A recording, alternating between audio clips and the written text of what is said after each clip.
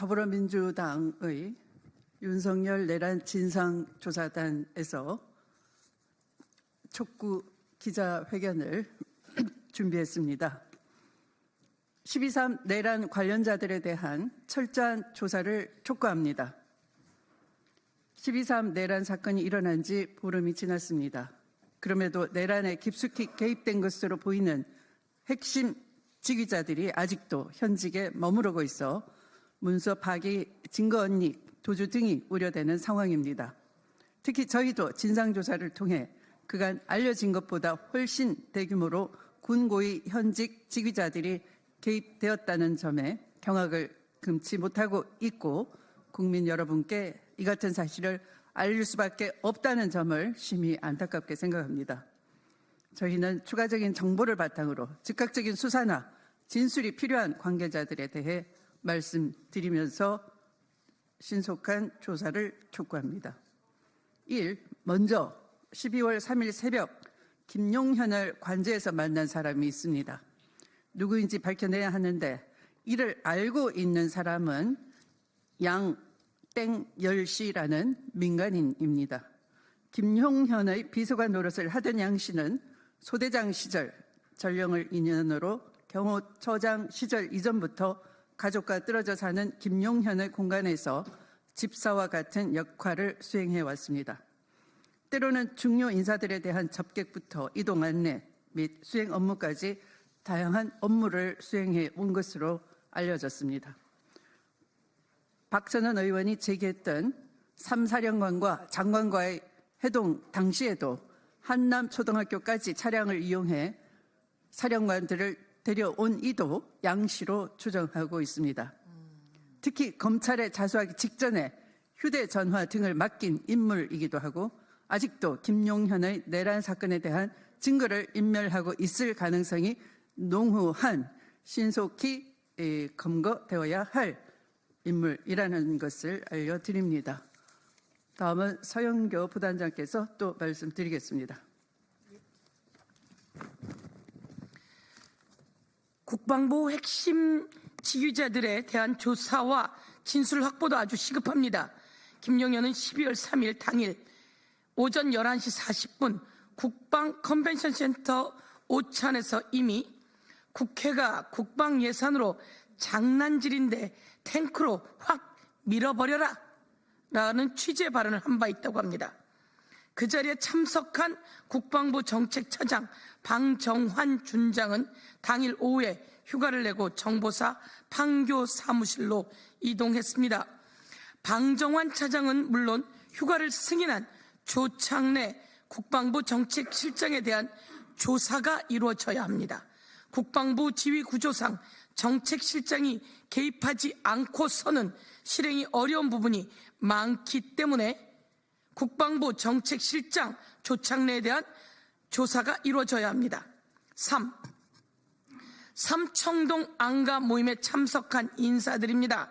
12월 3일 19시경부터 조지호 경찰청장, 김봉식 서울청장 외에도 박안수 육군 총장, 김용현도 참석한 윤석열 주재 만찬이 있었습니다.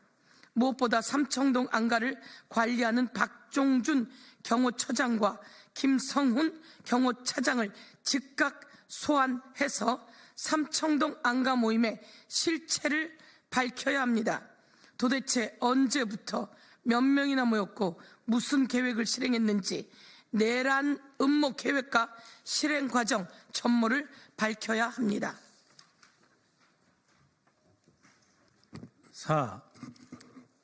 12월 3일 18시경부터 정보사 판교 사무실에서는 문상호 정보사령관, 김봉규 신문단장, 93회 제2기갑여단장, 그리고 앞서 말한 방정환 준장 등이 모여들어 있었다고 합니다.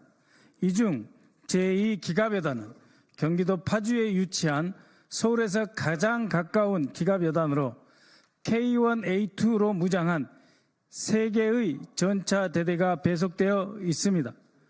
판교 모임에 대한 의문이 커져가고 있습니다. 93회 여단장이 군단장의 승인이나 보고 없이 이 자리에 참석했는지도 확인되어야만 합니다. 5.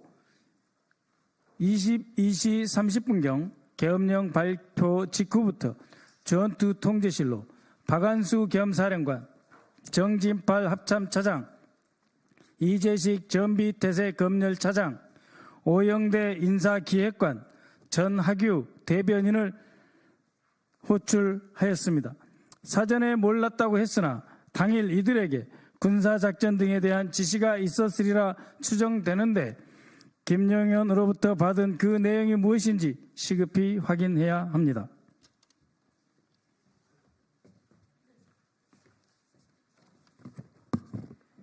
6.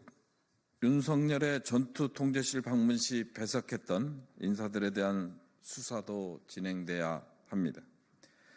안보 2차장 인성환, 최병욱 국방 비서관 등이 참석했던 것으로 확인되고 있는데 당시 윤석열은 본인이 작전을 지휘하다시피 직접 명령을 내리고 있었기 때문에 그 내용과 증언을 빨리 확인해 두어야 합니다.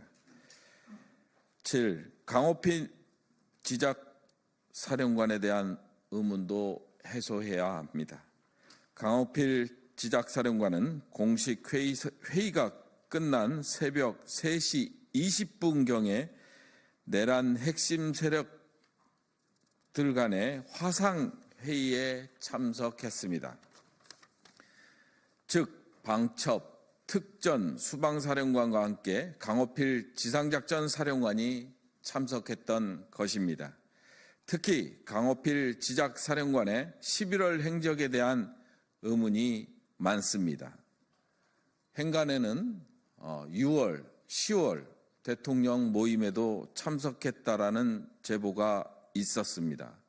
지작사령관은 국군 병력 약 25만 명의 병력을 거느린 초대형 사령부인 만큼 사령관의 판단이 매우 중요한 부대입니다. 사령관이 사전에 어떤 임무를 부여받았는지 꼭 확인할 필요가 있겠습니다.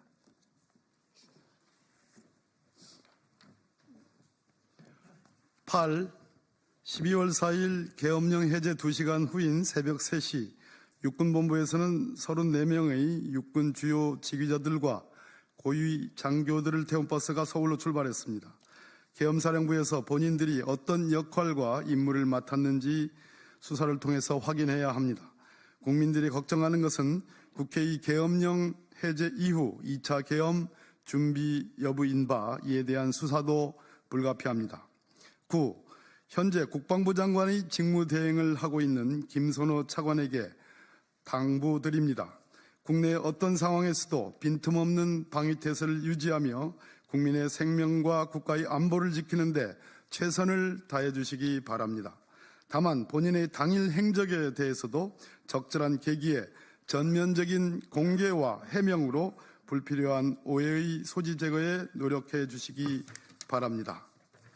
앞서 언급한 바와 같이 저희 진상조사단은 이처럼 많은 주요 군 핵심 고위직 관계자들이 관련되었다는 점에 놀라움을 금치 못하며 오늘 언급된 지휘자들에 대한 어떠한 명예훼손 의도가 없으며 본인 스스로 국방장관 대행자 또는 군 수사기관에 소명을 해야 한다고 간곡히 요청드립니다.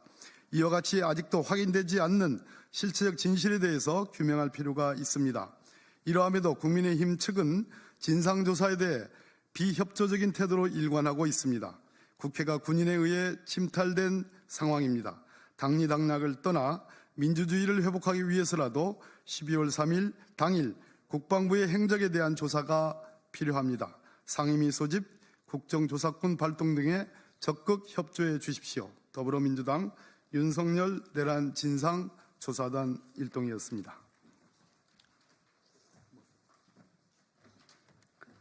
네, 자세한 것은 박선원 의원실과 저의 의원실로 문의해 주시기 바라고요. 이상 기자회견을 마치도록 하겠습니다. 감사합니다.